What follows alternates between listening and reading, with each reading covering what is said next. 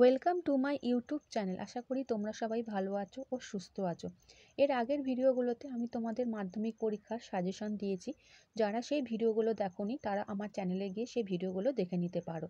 আর আমার চ্যানেলে যারা নতুন তারা আমার চ্যানেলটা সাবস্ক্রাইব করতে ভুলো না, এরকম প্রত্যেক দিন নতুন সাজেশন ভিডিও পাওয়ার জন্য।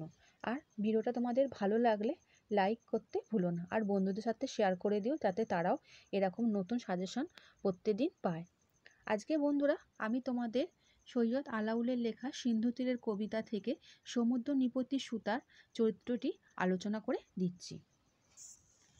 সমুদ্র নিপতি সুতাকে তার চরিত্রের বৈশিষ্ট্যগুলি আলোচনা করো। কবি সৈয়দ আলাউলের লেখা সিন্ধু তীরের কবিতায় সমুদ্র নিপতি সুতা হলেন পদ্মা।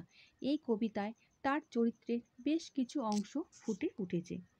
পদ্মা দেখতে খুব সুন্দর ছিল, তাই তিনি যে উদ্যানটি রচনা করেছিলেন সেখানে নানা ফুল মিষ্টি গন্ধ বিস্তার করেছে, আর গাছে নানা ধরনের ফল ধরেছে।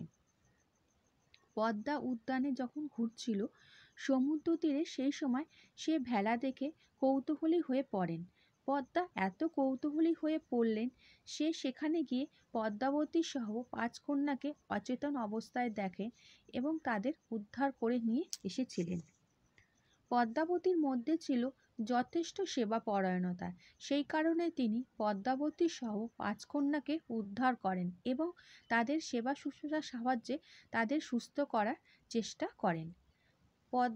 পদ্মাবতীকে সমুদ্র তীরে অচেতন অবস্থায় পড়ে দেখে তার মধ্যে ব্যাকুলতা সৃষ্টি হয় এবং তিনি ঈশ্বরের কাছে তাদের সুস্থর জন্য প্রার্থনা করেন। এর থেকে বোঝা যায় যে তার মধ্যে কতটা দয়া মায়া ও মমতা আছে। আচ্ছা বন্ধুরা, আশা করি তোমরা আমার প্রশ্ন এবং তার উত্তরটা বুঝতে পেরেছো। আর যেটা তোমাদের আমি প্রত্যেকটা ভিডিও বলি, তোমরা একটু টেস্ট পেপারে দেখবে। টেস্ট পেপারে আরও এরকম সিন্ধু তীরের কবিতা থেকে কোশ্চেন আছে, সেগুলো তোমরা যদি একটু ফলো করো দেখবে পরীক্ষার সময় অসুবিধা হবে না। আচ্ছা বন্ধুরা, ভালো থেকো।